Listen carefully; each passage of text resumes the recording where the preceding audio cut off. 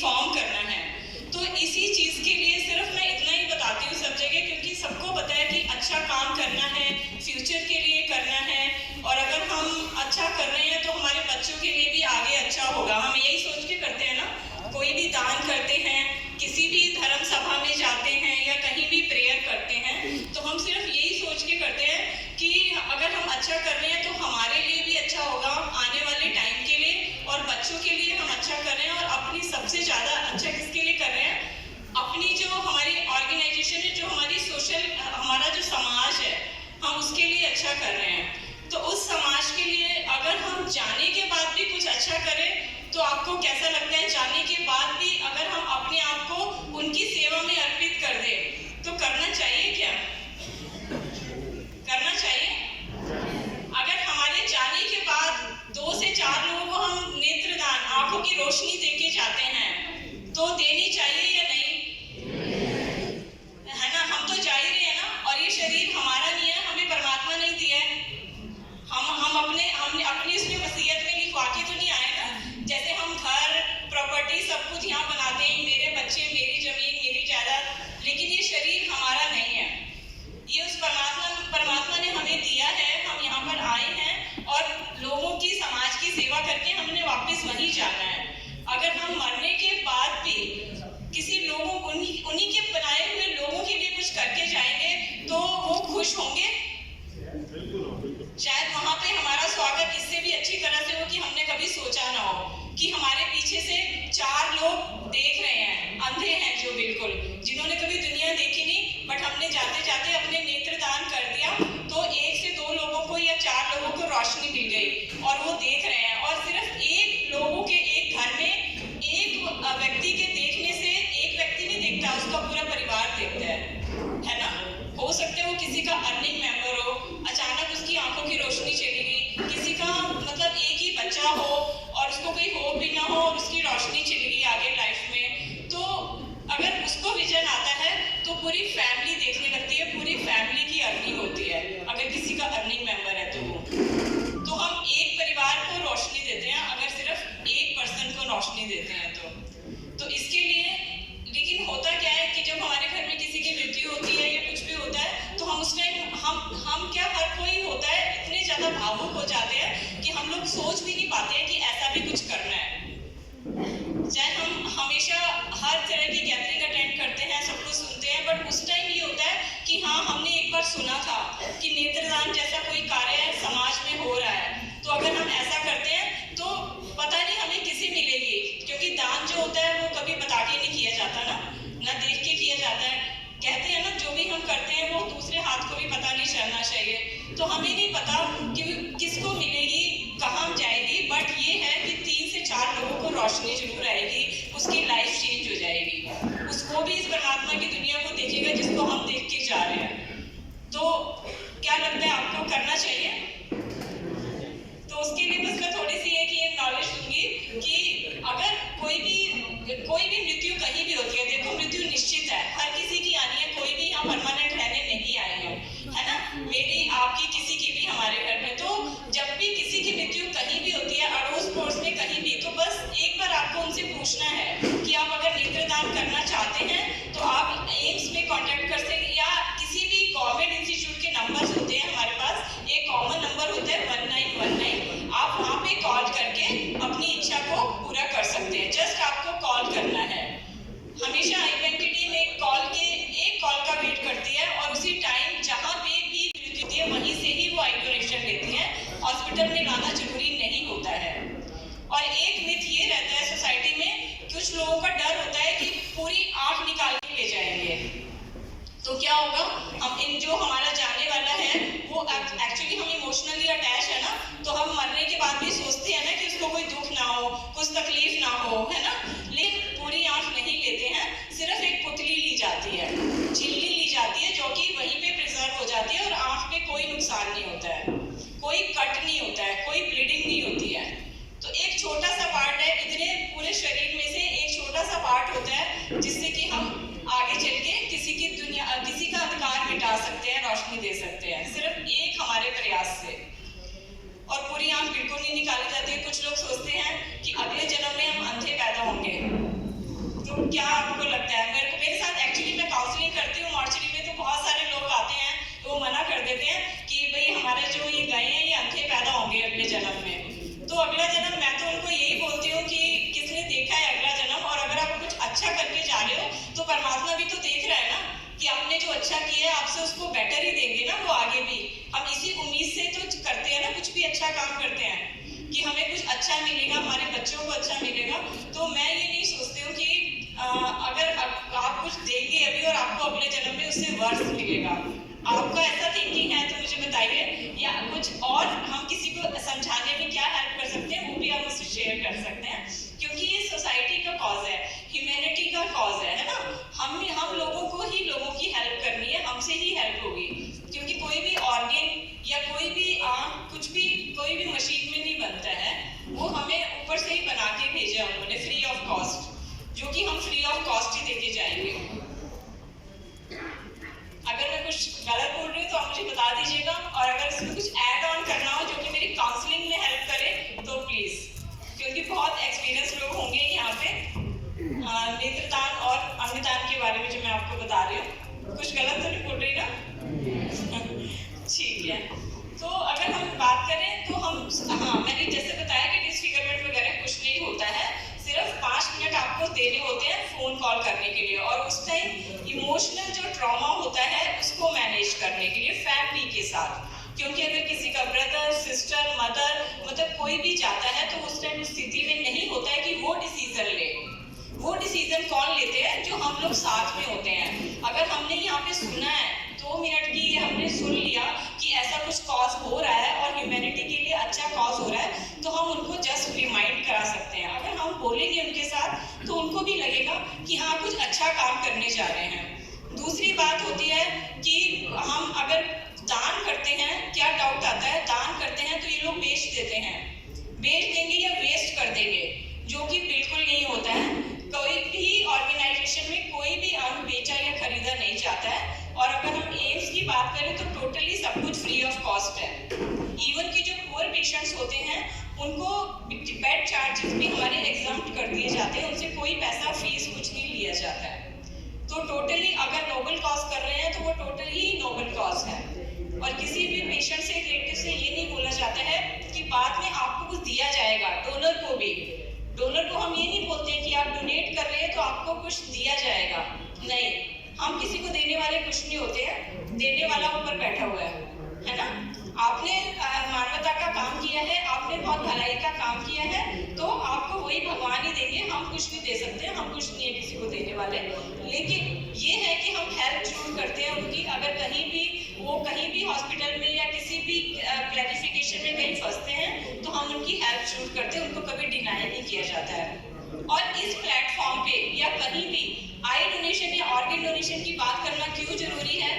सिर्फ इसलिए, क्या होता है कि आई डोनेशन, ऑर्गन डोनेशन की बात तो सब करते हैं, बट आगे कोई आता नहीं है जब एक्चुअल प्रॉब्लम आती है, एक्चुअल स्थिति आती है। तो सिर्फ एक नॉलेज के लिए मेरा ये रिक्वेस्ट था, जब मैंने यहाँ पे बात किया था कि सिर्फ एक नॉलेज के लिए एक इनकलकेट होता है कि ऐसा काम भी सोसाइटी में हो रहा है, जो कि हम अपने हर अच्छे काम के साथ उसको भी आगे बढ़ा सकते हैं। तो मैं सिर्फ आपसे इतना ही चाहूँगी कि कभी भी आपकी सोसाइटी में, कहीं भी, किसी भी जगह जहाँ भी आप जाते हैं, अड़ोस पड़ोस में कुछ भी ऐसा होता है, तो सिर्फ आपको एक बात रखनी है कि ऐसा भी काम एक सोसाइटी में हो रहा है जिससे कि आप मानवता की हेल्प कर सकते हैं, लोगों की हेल्प कर सकते हैं। और हेल्प क्यों करनी है? क्योंकि जो हमारी वेटिंग लिस्ट है वो 1.5-2 साल वेटिंग है। छोटे छोटे बच्चे हैं मेरे पास, वेटिंग लिस्ट एक्चुअली मैं मेंटेन करती हूँ, तो मुझे पता है वो उसी चीज से मुझे मोटिवेशन मिलता है कि मैं कहीं भी जाके, कितने भी लोग हो उनको जाके बोलूं, उनकी काउंसलिंग करूं कि आपको ये काम करना है। क्यों? क्योंकि बच्चा पैदा हुआ है और उसको दिख नहीं रहा है कुछ भी। आप खुद सोचिए, सिर्फ 10 मिनट आंख में पट्टी बांध के, सिर्फ 10 मिनट, पूरे दिन में 24 घंटे में 10 मिनट आंख में पट्टी बांध के अपने घर पे चल के देखना कि कैसा फील होता है। बिल्कुल डार्क। और वो बच्चा पैदा हुआ है और 1-1.5 साल तक हमारे पास उसकी ऑपरेशन के लिए कॉर्निया नहीं होता है, आंख नहीं होती है, क्योंकि लोग डोनेट नहीं करते हैं ना। तो बहुत उसकी वेटिंग लिस्ट लंबी हो जाती है, 1 से 1.5 साल में लोगों के नंबर आते हैं। एक बच्ची मेरे पास आई थी कि उसने मतलब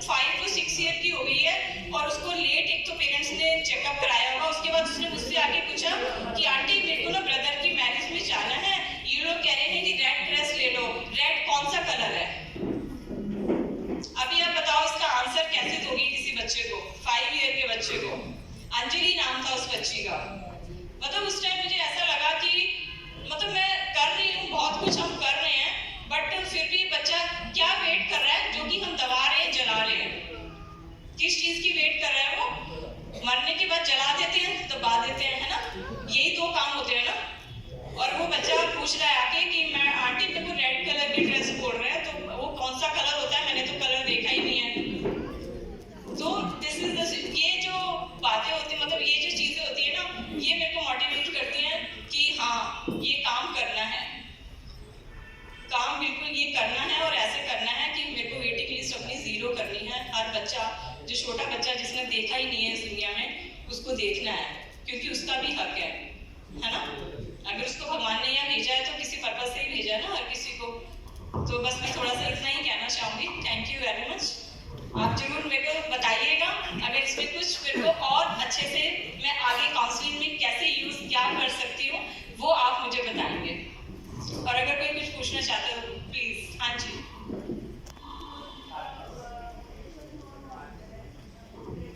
जी, कोई भी कर सकता है। सिर्फ डेथ के टाइम हम चेक कर लेते हैं कि बुखार वगैरह ना हो, कोई इन्फेक्शन ना हो, जैसे कैंसर पूरी बॉडी में फैला ना हो, ताकि जिसको हम दे रहे हैं उसको हमें बीमारी नहीं देनी है, उसको ठीक करके भेजना है ना, तो उसको कोई बीमारी ना जाए, ऐसी वाली कोई बीमारी ना हो जो कि शरीर में फैली हो और वो हम उसको ना दे दें। तो वो चेक करते हैं और हम मना भी कर देते हैं। ऐसा नहीं है कि लेना ही लेना है। कई लोग होते हैं कि हमको तो डोनेट करनी ही है, तो लेकिन अगर वो यूज नहीं होगी तो हम उनको बोलते हैं कि आप रिसर्च में साइन कर दीजिए, हम रिसर्च में यूज कराएंगे, पेशेंट पे यूज नहीं होगी, डोनर पे यूज नहीं होगी। उनको क्लियर किया जाता है, ठीक है ना? तो उनको मना कर दिया जाता है। कुछ लोग तो इतने मोटिवेटेड होते हैं कि एक बार एक अंकल जी आए थे, वो कहते मैंने सारे काम कर लिए, तीनों बेटों की शादी कर दी है, मेरी आंखें ले लो दोनों।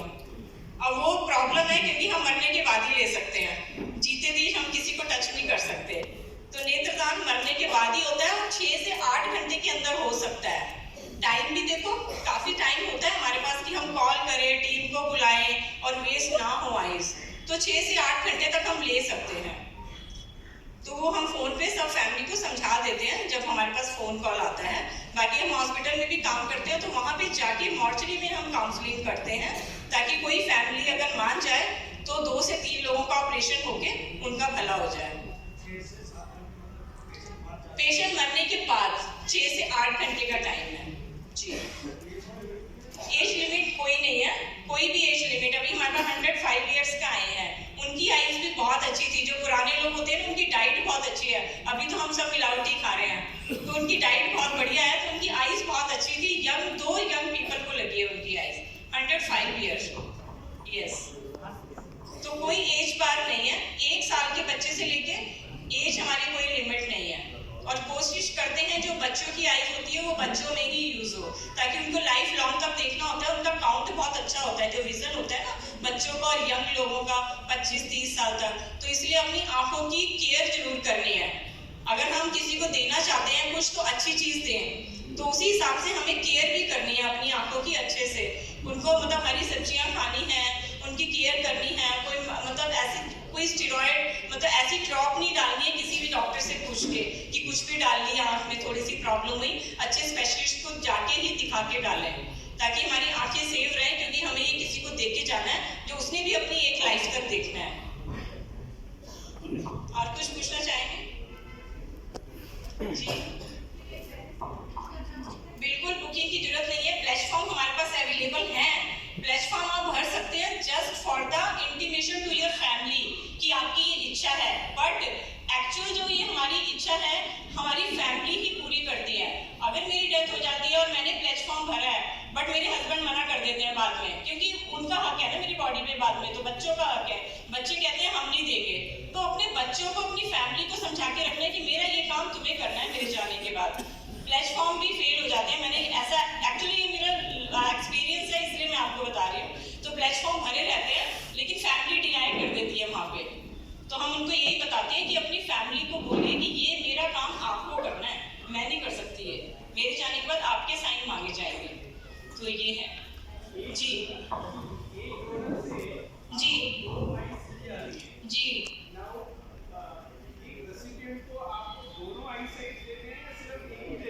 नहीं, रेसिडेंट को हमारा डिवाइड होता है क्योंकि बहुत कम है, डिमांड एंड सप्लाई में बहुत ज़्यादा डिफरेंस है। डिमांड कम है, सप्लाई हमें ज़्यादा चाहिए ना, तो डिमांड ज़्यादा है, सप्लाई तो कम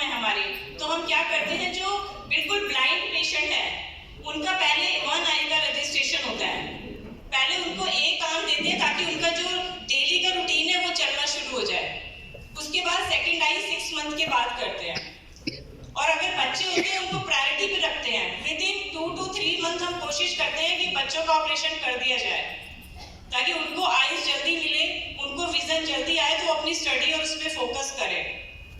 तो according to vision and according to criteria उसको डिवाइड किया जाता है। दोनों आंख का ऑपरेशन एक साथ नहीं होता है।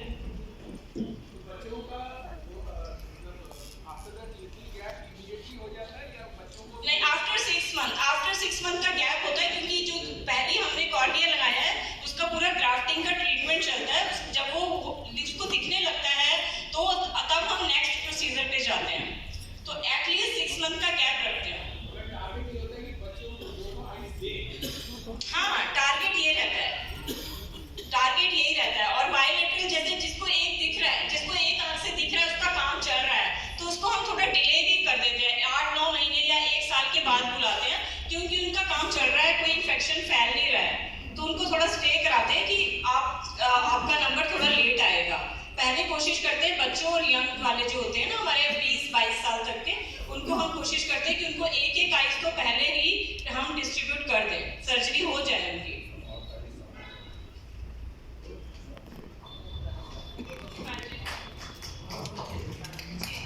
हाँ जी,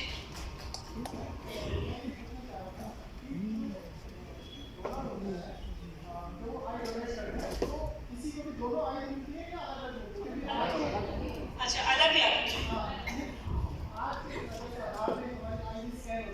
जी, हाँ, उसमें उनको सर्टिफाइड किया जाता है, सर्टिफिकेट लेते हैं वहाँ से। हाँ जी, जी जी,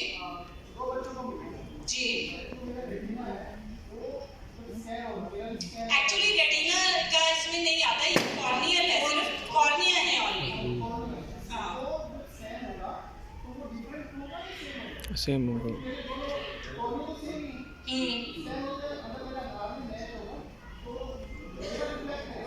नहीं, कॉर्निया का सेम रहता है, वो रेटिना की बात कर रहे हैं ना, अब जो स्कैनिंग होती है, कॉर्निया में ऐसा नहीं होता है।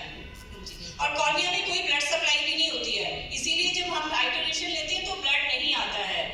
ब्लड सिर्फ 1-2 ऊजिंग थोड़ा होता है अगर किसी का बीपी बहुत हाई हो, जैसे बहुत बीपी हाई में डेथ हो गई हार्ट अटैक में, और उसी टाइम उनका आई donation with in half an hour हमने ले लिया, तो इसीलिए हम फैमिली को फोन कर देते हैं कि अगर बीपी हाई था, हार्ट अटैक अभी हुआ है, तो थोड़ा 45 डिग्री ऊंचा कर दो सर, तो कोई ब्लीडिंग नहीं होती है। और हाँ, हम 2 ml ब्लड जरूर लेते हैं, पहले जाके बॉडी से ब्लड ही लेते हैं, उसके बाद आइज पे जाते हैं। अगर ब्लड नहीं निकला तो हम आइज नहीं लेते हैं, उसकी कॉर्निया नहीं लेते हैं।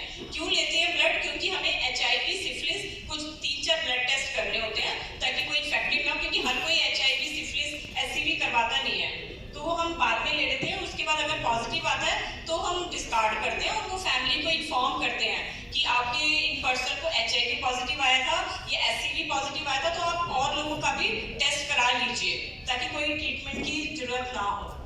तो उनको भी इन्फॉर्म करते हैं, इन्फॉर्मेशन दी जाती है।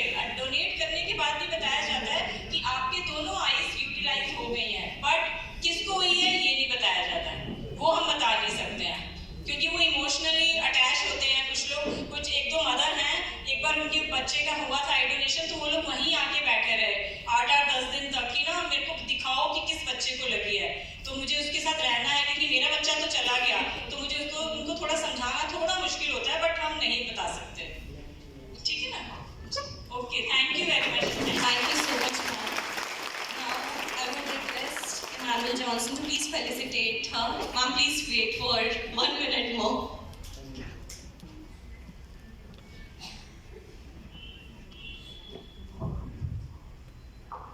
हमारे बीच में मिसेस कमलेश सैनी आए और sister incharge national eye bank all India medical institute science में। हम काफ़ी आपसे आज आई डोनेशन के विषय में बहुत कुछ जानकारी हमें मिली है और हम मानते हैं कि हमारे समाज में इस विषय में बहुत सारी अवेयरनेस की आवश्यकता है। लोगों को ऑर्गन डोनेशन के बारे में जानकारी नहीं है। So we are very grateful to you ma'am for coming and addressing us here. Okay, so we would like to I request father, हमारे secretary father Suresh Babu, to hand over a memento. It's a sign of gratitude.